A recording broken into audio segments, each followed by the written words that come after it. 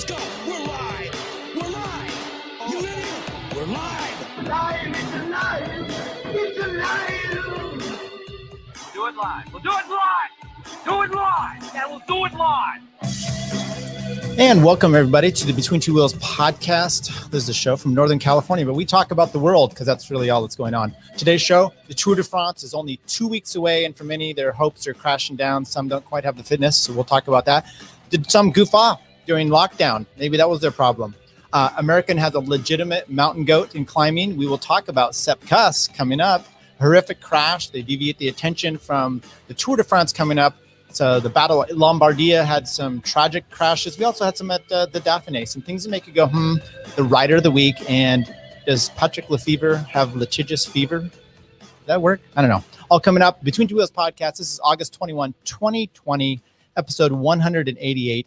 And I'm bringing in Chris Flower. Chris, I know you love that opening. You love the yelling. You said it was a little bit aggressive. But either way, welcome. And how are you doing today? I'm doing good. I like the intensity. It's a good way to kind of like break out of that lunchtime food coma. So it's a good opportunity to wake up. But I think I'm doing well.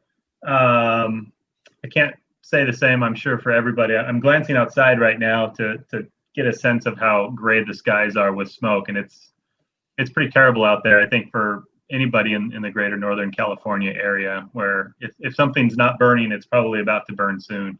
Right. And look, Curt is in here. I don't know if this is a first that he's actually joining us without joining us. I mean, he's in here. He's going to be a live participant. No, he's just going to be a guest or a listener, a watcher, a viewer. Mark Tucker's here as well. He says that Clovis, he likes his Clovis practice crits. They said the practice laps, I guess. It was on fire. It's not a crit. Just like the whole state of California and smoking. Okay. Well, yeah, that must have been a little tough. I don't know how Clovis is as far as the weather goes right now, but it can't be a great thing. If those that you're watching or checking this out, you're not in California, you probably know that California is on fire. We got hit with a ton of lightning storms and just ravaged the whole area because that's what we needed right now with a pandemic, economic collapse. Let's burn too. So, yeah, it's definitely unfortunate. There was a couple emails floating around on our little team site or whatever. And I think John had floated the idea of going out and doing a ride around the Guerneville area. And if you look on a map, it's like that's burning now too. So it's there's really not many places you can escape the smoke and the fires right now. So no, I agree. To kind of hunker down and wait it out. You know, I went to do cloudy the other day. It wasn't so bad. It kind of rode up in an area that was not so bad, but it got nasty. And then I had a tough time sleeping. These are all, people are losing their houses, and I'm having a tough time sleeping because it's like smoking all night. Pretty rough. Have sympathy for Tyler. Just a note, because you had asked us about last week. So we have a live chat going here. It's, get some stuff. I'll throw it up on the screen so people can join in and we'll have some interaction and we'll do that. What happens when we're done with this? YouTube then takes a while for this to process. And if you want to relive this with live chat, you got to wait till it's all done processing, usually by the next day or tonight. Then when you watch it again, you can see the live chat that went on. So join in this frantic experience that we have going on. So what about cycling? Chris, we are done with Jason's time trial thing. We went over that last week. I know you said you took some time off the bike and you lost you're starting to lose weight as a result. What are you doing? What kind of supplements are you taking to do a drastic weight loss? You have diarrhea? That was really short-lived. That was very short-lived. So I've pretty much been taking a break since March, but I really took a break after last Thursday. So after last Thursday, we just got hit with this massive heat wave, and I didn't want to go outside then. And now it's a little cooler, but it's incredibly smoky, so I don't want to ride in that either. And I'm really not in the mood to ride the trainer, so I'm not riding that. So I've pretty much been off the bike over a week now, and there was an initial dip in my weight where it must have been because I wasn't really eating extra in response to riding. So I kind of had a little dip, and it's coming back up. So I need to be either mindful of what I eat or get back on the bike in some capacity. Well, our thoughts and our prayers are all going with you and your family during this troublesome time. Right. It's a struggle. How's your riding going other than riding in the smoke? Yeah. So I've decided I'm just going to take a little bit of time off. Got little, the whole smoke thing. And then I wasn't feeling so well. I did recover. I got like 10, 12 hours of sleep last night. and I'm back at it. I'm drinking a load of coffee. What are you drinking? Chris said, Curt said you're drinking a Bloody Mary. Okay. Iced coffee. Wake myself up. Right. Or light beer. Okay, let's talk about, look, the big news of the week, right? Well, there's so much we could go through, but let's start with the Jumbo and the Ineos. The Tour de France teams are announced. That's a big issue. And the big thrill is that you're not going to have, well, it's not a thrill. I'm disappointed that we're not going to have the drama of Thomas and Chris Froome. What was your take on seeing that? My first thing was, okay, I could see Froome, but then I was kind of like, Thomas isn't there. What was your take when you saw that and just, having those two guys not make the roster? Well, you watched part of the Dauphine, right? I watched it all, yes. They just weren't there at any point in the race. I mean, maybe they did some early work, but not surprising. I mean, it seems like they've got other guys that are more in tune to support Bernal, who sounds like he may be injured himself. So it doesn't seem like Ineos is going into this firing on all cylinders. They got a couple weeks to figure things out, but it's not surprising to see Froome and Thomas not make the team. Right. The other thing to keep in mind is that the Grand Tour schedule is really condensed this year. So, right. If you bring Thomas and Froome and Bernal to the Tour, who do you take to the other races? So at the very least, they can kind of bring those guys to the other races and hopefully salvage something out of that. But well, on that note, though, it seems like most teams are kind of going with the all for nothing tour, and because that is definitely a go. So let's just throw all our eggs in this basket right away. Jumbo had planned for their 3-headed monster as well as Ineos. One other thing to remind yourself of is, people are saying, is like, as an example, is Roglic peaking too soon? Or what about, Froome and them being able to ride themselves in? The Dauphine is only 2 weeks before the Tour, where it's normally about a month. So that makes a difference. So you've had riders coming in too hot for the Dauphine, and then they fade away. Other ones, not trying to be able to ride themselves in. They still have a month left. Not the case in what we have here. So with that said, I don't think Tom. Okay, what do you think then about the Ineos structure? Because I went through here. Here's their lineup: Bernal, Carapaz, who got pulled out from the Tour of Italy, so he's in with them. Sivakov, Mikhail Kwiatkowski, Castrovejo, Dylan Van Barle, Andre Amador, and Luke Rowe, all pretty young. I think the oldest one there is Castrovejo is 33. That's the oldest, and Amador is 33. They're lacking kind of that experience and that team captain idea, I think. So what's your idea? What's your thought about seeing that team and what they can do at the Tour? I think they'll be fine. They've got guys in the car that will play the team captain role as needed. Bernal's shown himself to be a pretty savvy racer. In the event they get on the back foot, they've got enough guys there to help pull something back. I think it's going to be probably more responding to what Lotto Jumbo does, more so, or Jumbo Visma, whatever they are, responding to what they do more so than taking the lead. But I think their team is fine. I think they've got enough people in there that'll be supportive of Bernal. I think it also helps clear up any mid-race who's the leader type of drama that could have come up with Froome or even Thomas. So it gives it a real clear objective in the sense that the team's racing for Bernal. In the event something does go awry, they still have Sivakov, who proved to be a pretty solid rider at the Dauphine. Right. So they've got a good backup in the event something does go wrong, but I don't think he's a strong enough personality in the team to really challenge Bernal on the onset. So I think they've got a good team. I don't think so either. And I don't think any of those guys, Sivakov is riding well, but this is the Tour. It's not, he has not a proven aspect there. Carapaz obviously won the Giro last year, but I don't think he's riding to the point where he's up there. He's I guess you got 2 weeks and then a chance to ride yourself into form, but I don't think he'll be competing for that team lead. So yeah, you're right. They eliminated the drama, which is too bad. It's always fun to see that. Remember was it 2012 and where Wiggins and Froome's wives were going at it with each other on social media? We're going to miss that. I don't know. Yeah. I don't know if Bernal's got a wife that's going to be chiming in to counter Froome, so maybe we wouldn't have seen it anyway. But aren't they like high school friends or lovers or something like that? Bernal and Froome? I don't think that lines up. Bernal and his wife. There's something there. She's, okay. I don't know. Okay, so what about? Yeah, I think their team's going to be fine. And then you look at the counter with Jumbo-Visma, and they've got a solid team too. Even though they lost Kruijswijk, I mean, they still have Dumoulin, who looked really good coming in the last day of the Dauphiné, and he's kind of in a position where, I think we had talked last week, or maybe I thought about it, or we talked via text. Primo Roglic, was he peaking too soon, so to speak? And if he is, well, they've got Dumoulin there ready to go as well. So I think they've got the better opportunity to be the lead team in the Tour. Very good point. Dumoulin actually made a comment after the race about how he was coming into form and that he needs to be able to be there because he wants to be able to have that threat. He feels, saying that it's important for him to be able to be a threat so that anytime he goes up the road, they'll have to chase him.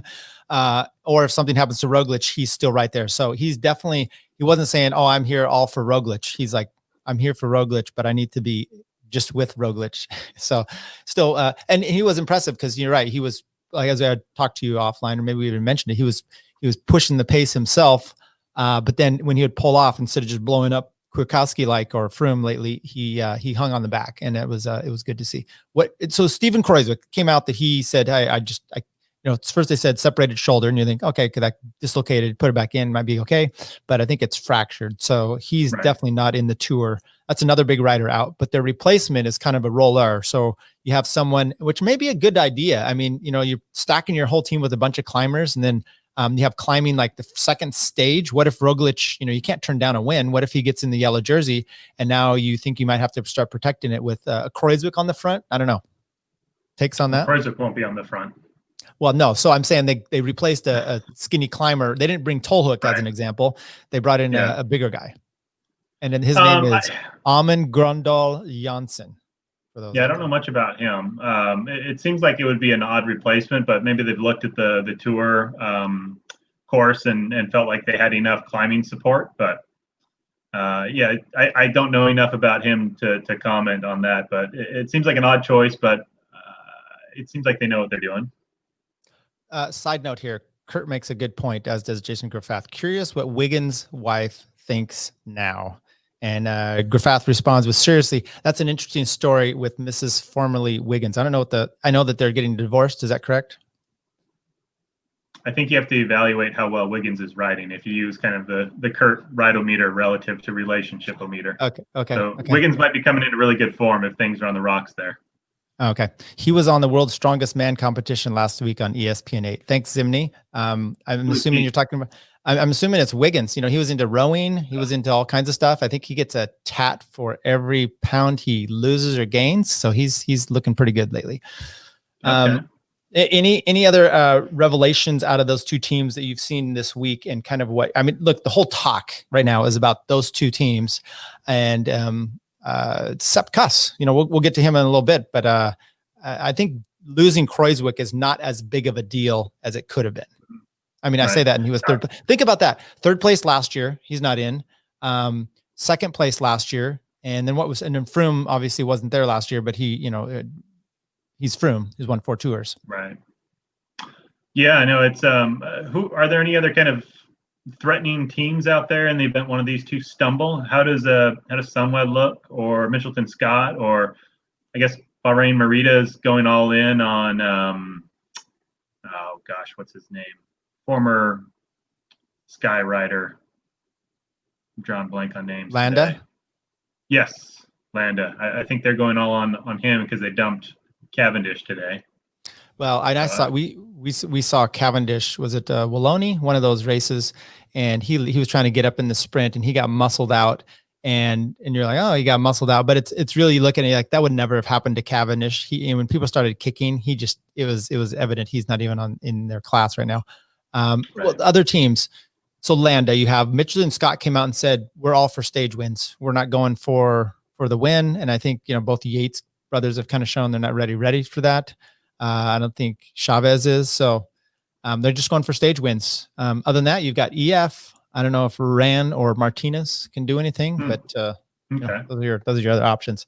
Let's see if any of these other jokers here have anything else they want to do. Curt just says, no, Zimney said, no, I meant the jumbo guy replacing Kreuzwick. Okay. Here's Brian's thing. What if Wiggins replaced Kreuzwick? How pissed would Froome be? Probably not going to happen, but I like that's more drama, and I do like it. Okay, so let's talk about some crashes. This happened this week. I tried to come up with a list of them here, and maybe you have more. The Dauphine, Kreuzwick crashed out. Bachmann crashed out. Dan Martin, we mentioned him last week. He said, I still don't feel any problems, but he's got some cracked something. Primoz Roglic crashed. Bernal went. Now, you said you were worried about his health. I heard Daniel Friebe talking that the day he pulled out, that all the teams saw him riding basically the route anyway. He just wasn't racing. So I think he's okay. Sivakov went down. I think he's well. Lombardia, we had Evenepoel, Schachmann, and then Froome and Thomas both just crashed health-wise. So I don't know what to say about that. Any other big crashes that you saw out there that they're devastating teams right now? I mean, because it's a whirlwind of it. I think that's a pretty big list right there, isn't it?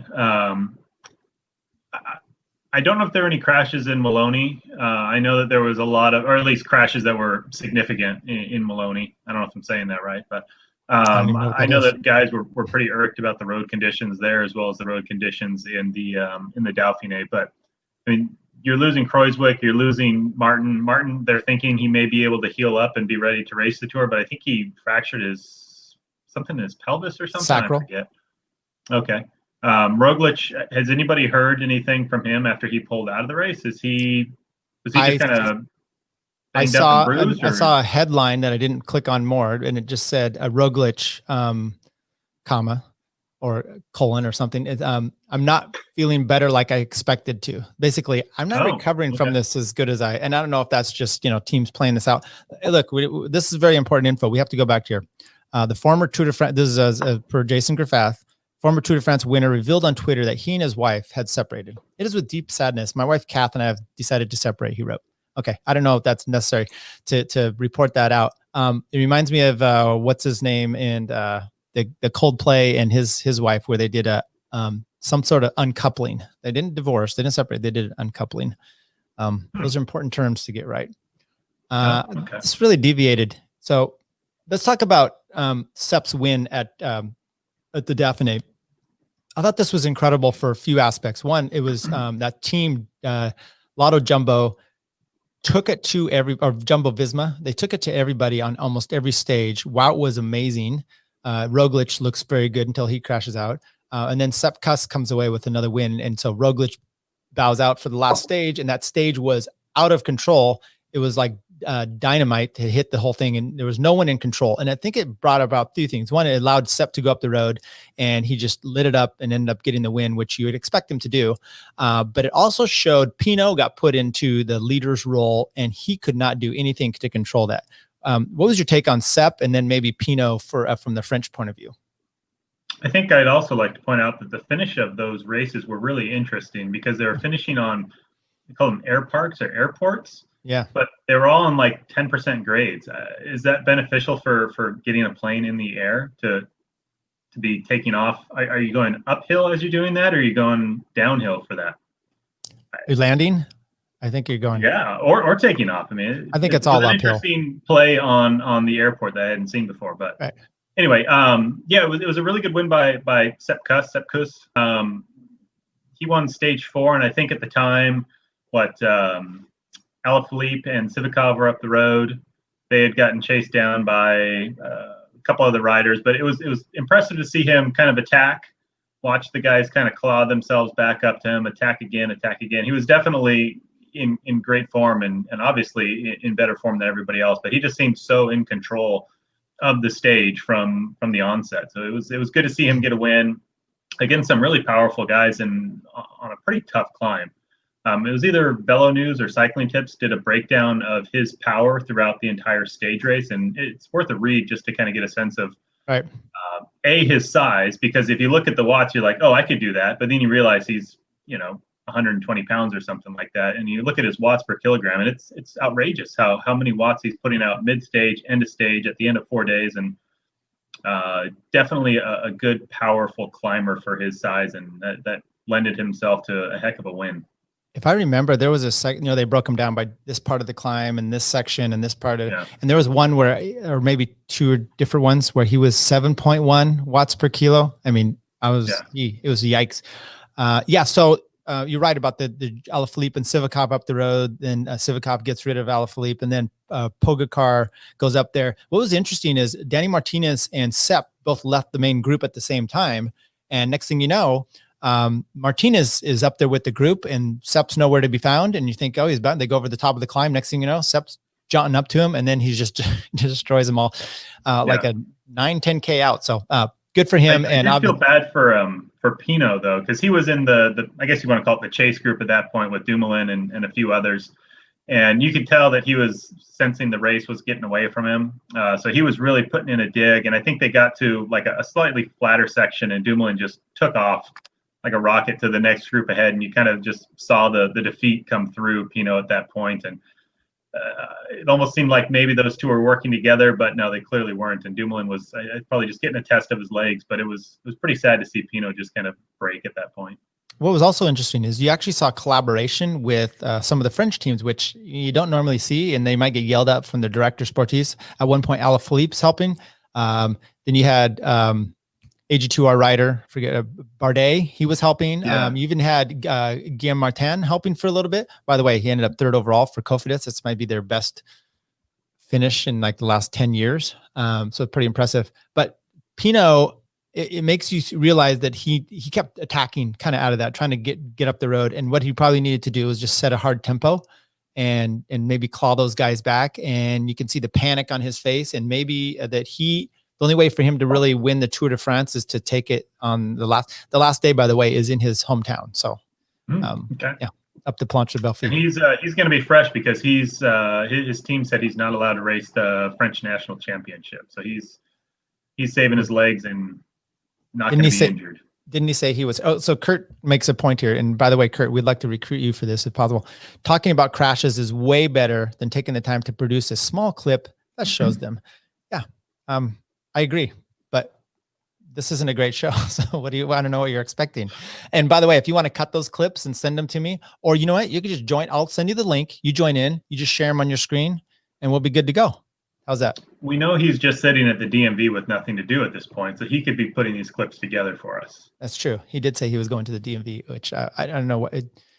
Is he getting maybe for the new van? That's probably what it is. So the second monument was out this week. Not the second one. Yeah, the second one for the year, right? Lombardia. Yeah. I haven't, it's always so late in the year that I don't really get a chance to watch it. Fantastic race, by the way. And I'd mentioned last week that I thought there was something with the motorcycle. And I think looking back, I remembered, I think it was Gilbert when he was still with BMC, and he got kind of pinched off by a motorbike in one of the last pitchy climbs. But did you get a chance to see this? And then obviously there was some crashes that were part of it, but what was your takeaway, and any description you want to do of the race? Yeah, I think I started watching with maybe 40-50K to go. Looking at the notes, you probably caught about the same as I did. So I tuned in when they were going up, probably the last of the real major climbs. There was a group of maybe 10 or 15 guys together, and that's when Schachmann and Van der Poel and company started to get distance from the lead group. The challenge with these is they're always a little earlier in the morning, and I kind of doze in and out or go to get breakfast mid-race, so I kind of miss bits and pieces. But going over the top of that climb, I think it was a group of 6 or 7 that ultimately made the lead group of the day. It was 3 Trek riders, a couple from Astana, George Bennett, and Evenepoel, and there may have been one more in there. I forget. But it was definitely a tough race, and it looked like at one point Van der Poel was going to kind of pull an Amstel Gold and pull himself back into the fold, because I think he had it to about 10 or 15 seconds at one point, but then they hit the next climb, and he was obviously just cooked. And I don't even think he stuck with the second chase group that was on the road with Schachmann and was able to stick with them. He just blew up. But before you go, at the same point he was getting dropped, you saw Mike Woods up there, which he just isn't quite on the top, but he was getting kicked. What was interesting is I looked at the results. Mike Woods, and it was a third EF rider, so Barrero and Simon Clark both passed him at some point. So you're near the top, and then when you blow anyway. So go from that point. Yeah, so I mean, when it looked like Van der Poel was able to get really darn close, I'm surprised he wasn't able to connect all the way. It looked like Trek was kind of putting themselves in charge of the race. It was, who was up there? It was Bauke Mollema, Nibali, Bauke Mollema, and Ciccone. And yeah. I mean, they were just like the three of them setting the pace, and it was like, oh, they must be really feeling great. They're setting this up for Viviani. No, I'm sorry, Nibali. Ciccone, probably. And then they just fell apart. It was unfortunate because then you just were left with Astana and George Bennett. My feeling on that was they had trouble the whole time. Like those climbs, the Bauke was kind of off the back, but neither Ciccone nor Nibali, none of them looked as good as the two Astana riders, Remco until he was out, and Bennett. Those four were just a notch. I mean, there was like no separation where the other two would kind of dangle a little bit. And then you have the crazy Nibali takes a descent like he does, and next thing you know, I don't know if you were watching it live at the time. I think you were. Yeah. We text back and forth.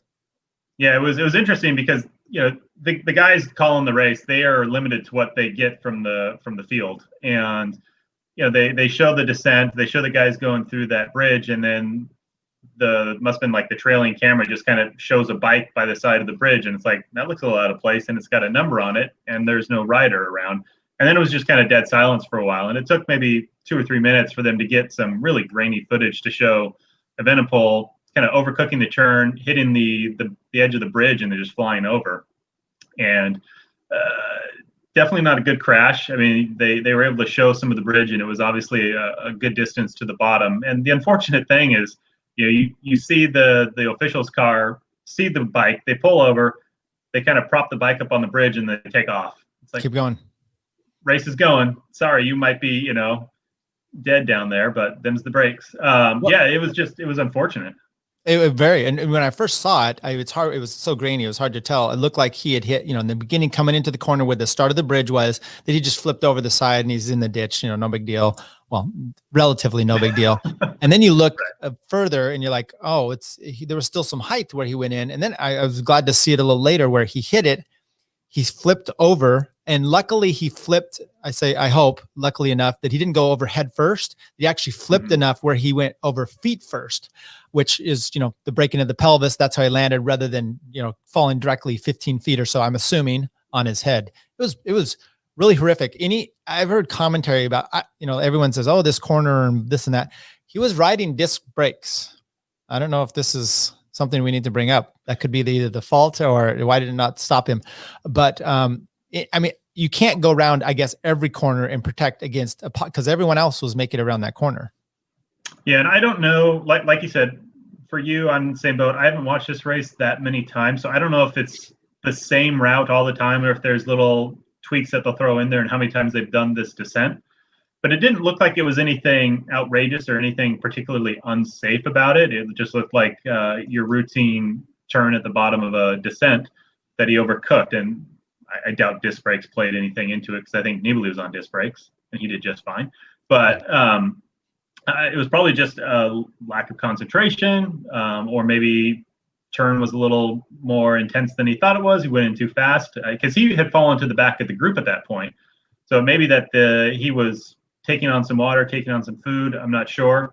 But yeah, he just kind of went through and overcooked it a little bit, and them's the breaks. I really believe, one, he was off the back of the little group. Nibali has just a little gap on everybody, and they're all chasing him, trying to do that. And he was immediately, when it started getting technical, he had trouble. Everyone knows how Nibali goes, and that's I want to give you credit if you want to take credit. Otherwise, I'll take credit for the Patrick Lefevere thing. I don't know if that's we can share that. But no, that was brilliant.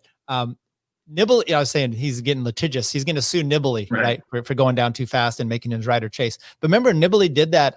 Was it 2016 Giro when Kruijswijk was in the lead, and he went over the top, and Kruijswijk was trying to stay with him, and he crashed into a snowbank, and I think he just separated his shoulder then. So Nibali is obviously known for his ability to go downhill, and I think what you saw there was the panic of Remco being like, I can't get distance on this downhill. I'll never catch back up with this group. And and he was feeling great. So he was doing everything he could, and he just did not have that ability to go around. My point about disc brakes, John, because John says disc brakes don't help bad lines. Everyone says how you can't win. This is I'm being facetious here, right? The comment being that disc brakes will do everything, and you'll be able to pull out of a bad line. And obviously that's the point there. So.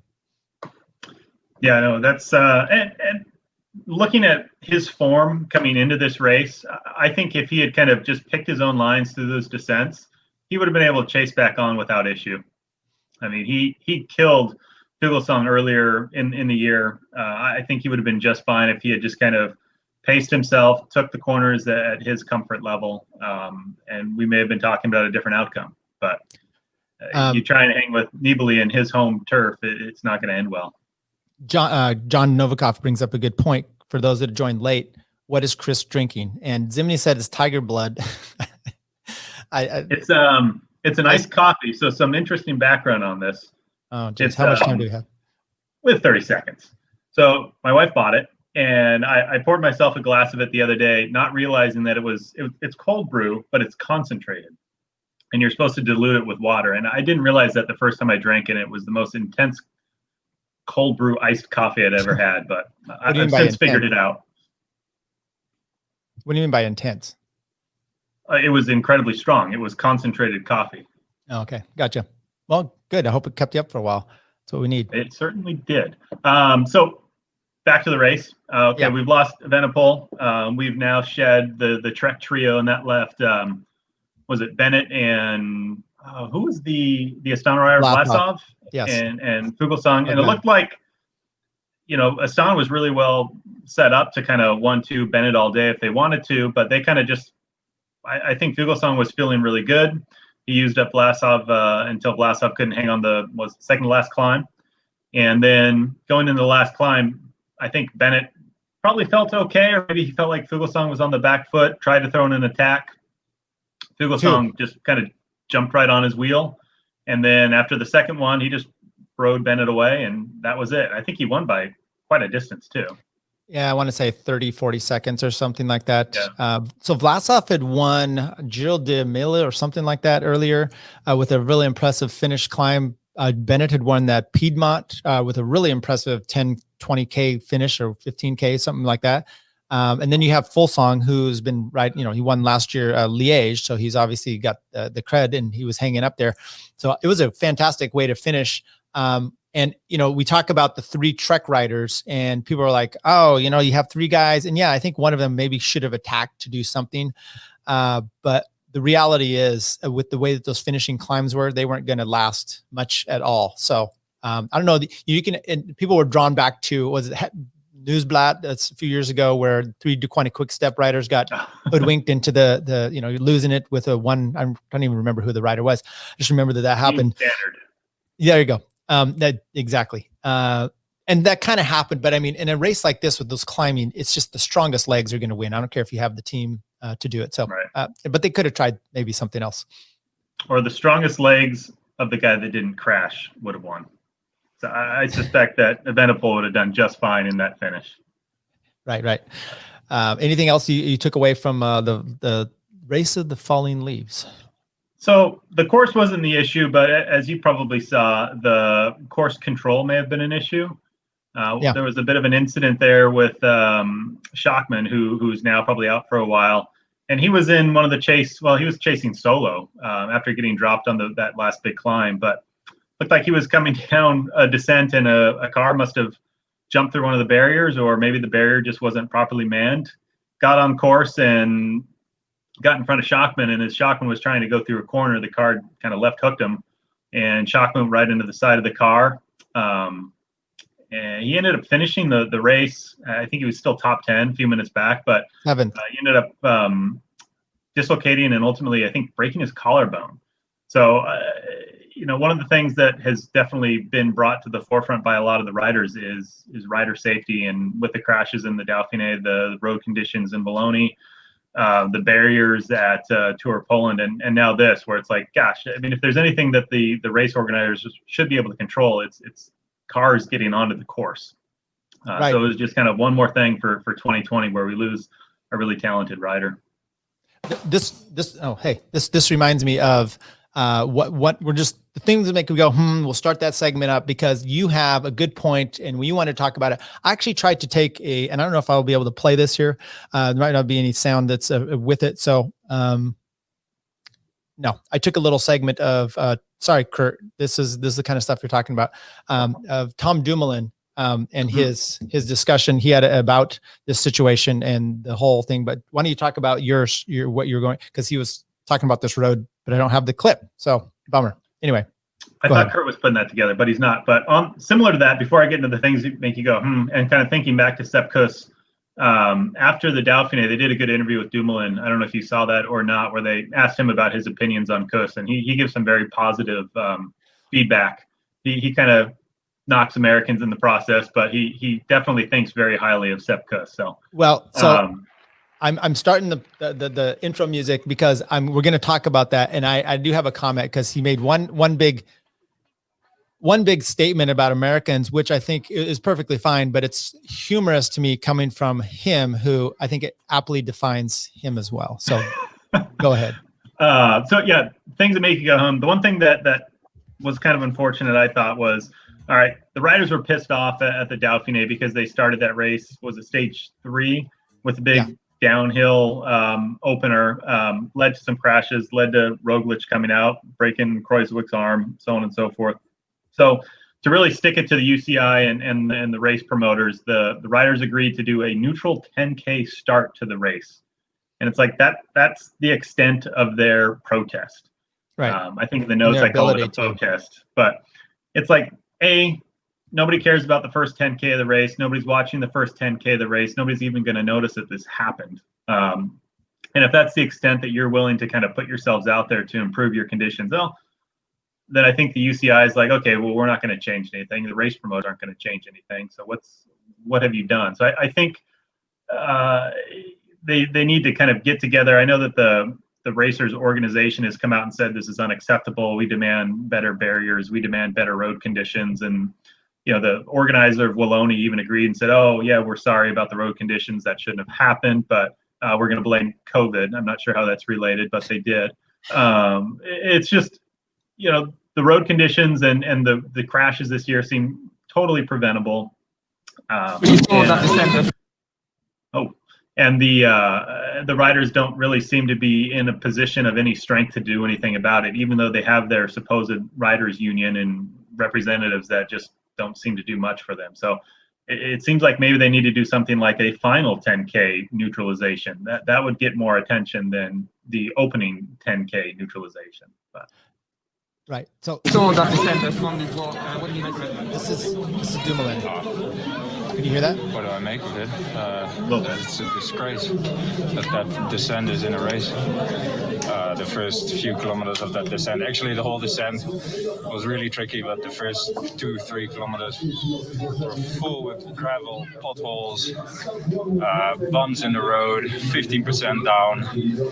That they still put things like this in a race is just, I'm angry with it, and I'm really sorry for Stevie that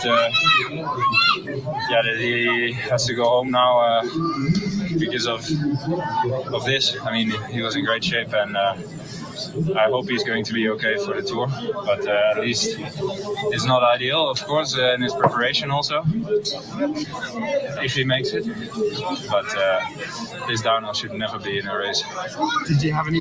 All right, so that's just play that out there. So we're not going to go off of anymore because he rambles a little bit. So what he had said about Sepp Kuss was he's a real nice guy, but he's not like normal Americans. He's not a big mouth. Right. Which I loved. I actually and I made this comment multiple times. This is what I love about Dumoulin is he'll just say right out what he thinks. And you get this unfiltered, the contrast to Froome where everything seems to be scripted from corporate. And Dumoulin's just boom, he says it, and he has just his opinions on everything. So I think he's kind of a big mouth, but so I enjoy that. So and evidently Sepp Kuss keeps his thoughts to himself. It's fair enough, but yeah, that was the other thing that I did notice is I think we had talked about this as well. the sprinter incident in Tour Pologne, and everybody saying, oh, I think we even dug into the rules, or you did with Jeff Linder, about what is a racing lane and when do you have to stay in your racing lane. And if you watch the sprints at Wallonie, that's all out the window. Guys are veering all the way across the road, pushing each other out of the way, not looking to see if there's anybody coming up behind before they change lanes.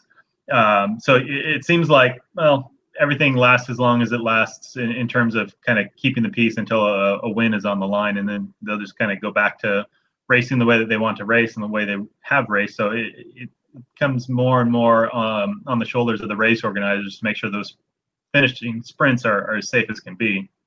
And well, remember, UCI came out and immediately blamed Groenewegen. You know, what a horrible thing. And yeah, Sam Bennett wins the other day. He starts his sprint on the left, and by the time he's done, he's closer to the right barrier than not. He crosses over two guys. There's a center line. He's well over the center line, and he's probably halfway between the center line and the right-hand barrier. You're like, yeah, but that's fine because you can close the door to the middle of the road. So right. it's and if he's doing a quick step, so it's all fine and dandy. So that was a little odd to me. I'm seeing these things. No one sprints like Wout. Okay, he's the straightest sprinter we have in the game. Anything else on that? Yeah, he runs that straight line. But no, yeah, the same thing with stage one. You'd see Caleb Ewan goes basically from the left barriers to the right barriers and kind of cuts across everybody's wheel, and nobody crashed, so yeah, it's okay. But it's like, well, it wouldn't have taken much for somebody to have crashed in that situation. And honestly, what I think they should do, if they're really serious about this, is just you relegate them to the back of the pack when they do that. Even if no one's throws up their arm, you know, Vlade style or anything else, you just like, oh, you deviated in quite a dramatic fashion. No one was hurt. Good. But you get last place, and maybe that'll help you next time to keep it in mind. Right. So we don't have a problem, and then no one's making a big deal about it. But I mean, you're closing doors, you're doing all those kind of things, as Linda and I did discuss that. So I had one here, and I'm not really going to go into it. Lance Armstrong, I guess the shop decides to pull the contract with the police department. You said you had heard his description on his podcast. I had not, and I looked for it last night and I just didn't do it. I thought it was interesting in the article. So they say, hey, look, the police used their bikes to help a protest, keep them clear or against this protest, or shoo people around. And then later on, the article says they had also stopped working with certain banks that worked with gun suppliers. My point on all these things, and maybe you can explain what he means in here. It's always great when you take a stance after the fact.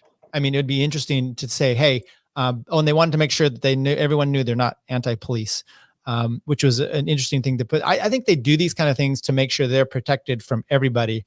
And, businesses do those kind of things all the time. It was interesting that this got put out in the all the cycling publications because it's bike related. But I'd be interested to hear what his defense was. Cause I really just think it's a signal to, hey, we're going to lose more money if you come and break down our store than if we just cancel the contract with the police. And if you had a problem with the police, why don't you just not ever take that contract?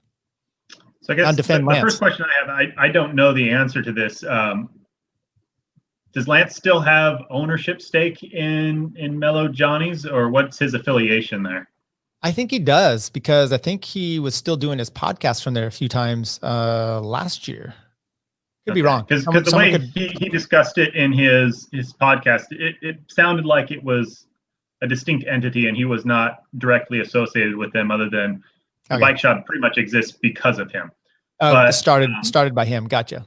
Yeah. So his opinion was, hey, we've got a lot of noise going on. We've got the anti-police crowd yelling. We've got the pro-police crowd yelling. So what he ended up doing was getting the folks at the bike shop and coordinating with the police captain in Austin, I believe, and just basically having a sit-down conversation where it was a kind of a group discussion without all the background noise going on, and trying to facilitate some positive discussion. And one of the things he even points out is he's a deputy in his hometown, so he is an active guy in law enforcement. So he definitely tried to create conversation amongst the shop guys and the local police. So he was kind of taking less a stance of justifying anything, but more, hey guys, let's talk about the problem and see if we can't come to some type of agreement on how we can proceed. So it was an interesting discussion and worth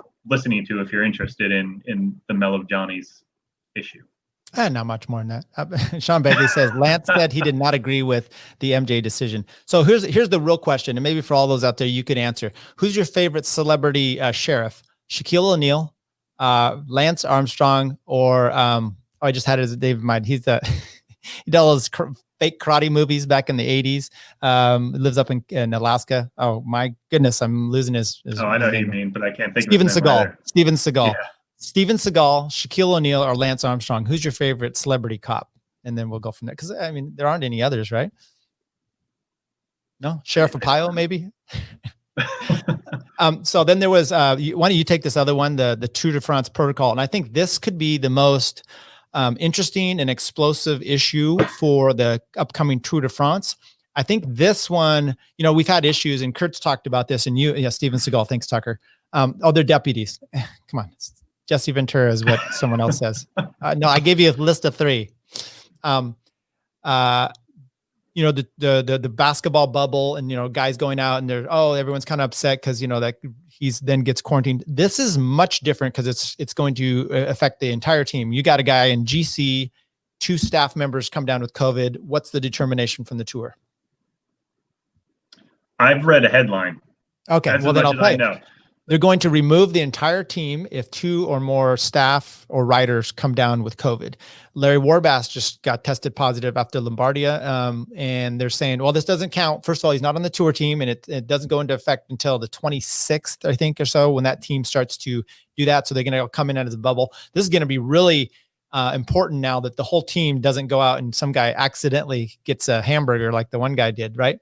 So I didn't realize it was included staff in addition to riders. I'd seen the headline that said riders. I didn't know that included staff as well. And yeah, I think it brings some interesting tactics into play. And I think Curt had pointed out that could come into play as well as who's doing the testing, how much transparency is there. If you have a guy test positive, can he just kind of like, I'm injured and I'm pulling out of the race? Or do you have to actually present results to some overseeing body? I don't know what the rules are about this. I don't know if they go into any of that detail in any of the articles you've read. You're probably going to get a little bit more clarification coming out, but they're trying to have these bubbles in place and make sure everyone's fine and dandy. What's interesting is I haven't heard, several riders have got it. I mean, Warbass did. I haven't heard any of them, and he's like, no symptoms, right? Almost every rider seems like they're asymptomatic. I haven't heard of any riders really coming down with it, and not just being asymptomatic. I don't know if it could be, but over the course of UAE, when that happened when it first started out there in February, March, till now, I haven't really heard much of that. So that's somewhat interesting. So that could be a big problem. You got your guy in GC, your mechanic, and then when low rider gets it, you think you're fine. You're not even rooming with those guys. Whole team pulls out. It's going to be kind of interesting. Yeah, that'll be a challenge. Big challenge. Okay, last thing we have is the rider or ride of the week. Who do you have, and what's your determination on this? I'm sticking with Wout van Aert. I think I picked him last go around, and he's kind of maintained his streak of success. He won the Belgium TT Championship, so he's kind of continuing to show that he's got a pretty diversified set of skills. Winning TTs, winning sprints, winning everything. So he's the guy to go with, I think, for now.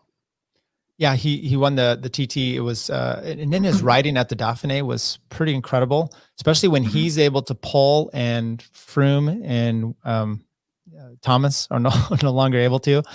Pretty much. He put in a ton of work. Right. I mean, he ended up beating Campenarts of all people, who was one of the more recent hour record holders. So right, and he's been doing that altitude training as well. So. Right. We know he's ready to go. Mine is Sepp Kuss, as you can imagine. Pretty excited about that. Utah, I mean, his gradual move up from the, riding for a Harley Davidson team, I think it was, then Rally, and then, winning at Utah with Jumbo, and then, winning the stage at the Vuelta last year, and now, made the tour team.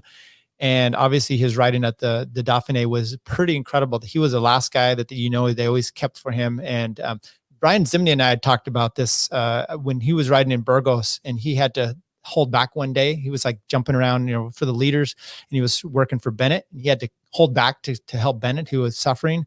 you can tell that day, you're like, oh, if you let him off the leash, he's probably got a win for him in that day. But, he had to wait for his chance. And I heard someone actually ask today on a podcast I was listening to, what about Sivakov? If the leaders all have trouble, what about Sivakov and Sepp Kuss as for their team leaders for the Tour de France? I think that's a little premature for either one of those guys. Go ahead. It seems like that's a tall order for Kuss. Maybe if every stage ended in like a 15K, 10% climb or something, he'd be the guy to go for. But outside of that, he'll be a good support guy. Yeah. He's already done the Giro because he did that for Roglic last year, and then he did the Vuelta. So this will be his third tour. Kind of cool. So I'm just announcing here, I'm going to be doing a preview, just 2 preview shows. I'm going to do one with just on the route with my friend Jonathan Scriven, who lived over there in Nice. So he's going to properly announce and pronounce the names of all the start and finish stages. So we'll have that. He'll give us some in-depth info on the routes itself. We're just going to talk about that. And then Sayers, I'm going to talk with him. We're just going to go over the tour and kind of do a preview show of the riders, the sprinters, and da-da-da-da. And then, of course, you and I imagine during the tour, we're going to be doing some stuff. But do you have any selections for any of those categories? Climbers jersey, GC, because it's coming up, right? GC, sprinters. Who do you look to? Who do you think's going to be the kind of the force in this? So obviously, I think for the GC, you're going to see Jumbo-Visma full gas on that. And I think overall, I'm leaning toward Tom Dumoulin as the guy to beat. It'll be dependent upon how well Roglic rebounds from having crashed. It'll depend on how well the team's there to support Egan Bernal. It's not a TT heavy course from what I understand this year, but I think Dumoulin's rounding into good form, and he's going to have a strong team there to support him in the event Roglic falters. Climbers jersey, I don't know. That's always just a total wash. It can be anybody. It's whichever guy feels like going early and grabbing points. It's almost like the most aggressive rider jersey, really. Yeah. Sprint jersey, I don't know. I mean, it seems like Wout would be the guy to go for, but is he going to be a good teammate and kind of save his legs and be supporting the other riders? And Sagan's always wanting to go for it just because that's kind of what he's got now in the way of pro racing. Youngest rider, who's younger? Is Pogačar or is Bernal younger? Do they both qualify for the youngest rider? Well, they don't take it on who's younger. It's the one that's has on GC. I know, but I mean, are they both 20, within that age range? Under 25. So under 25 until they both, yeah. All right. So yeah, probably Bernal. Yeah. How about team? That's a big one. Who's going to win the team? Well, that's going to be Movistar, no doubt. They've been really lackluster this year. I mean, they always win like team competition. They've been really lackluster this year. So I'd be interested to see if they have anybody that can get top 5 there for the tour. I mean, Valverde is I think he's just getting too old. I say that, and then he drinks baby's blood and he's still hanging in there. Right. But I don't really know that they have much of anything else. Lando, obviously, with Bahrain will be interesting. And I'm really interested to see what happens with Martinez, Higuita, and Iran for the tour. There are other teams. They don't really look like they have much of anybody else supporting them though right now. Is Woods going? Huh? With what? Is to the tour? Is Michael Woods going? Oh, is Woods going? That's a good question. That I don't know. I'll have to look at that. Speaking of going, I got a message from Cole Davis last night. He's doing the Baby Giro coming up, so we'll be interested to see that. And he just did Wallonie, and so he's been doing some big races over there in Europe and under 23 Giro. So or 20, yeah, I think it's under 23 Giro. So we hope him the best, and we'll probably try to keep an eye on him. And then we're gonna have him on the podcast when he's done with that. He has a little free time. So nice. Yeah. Any last words on this week in cycling before we head out? And then what tour starts next week, right?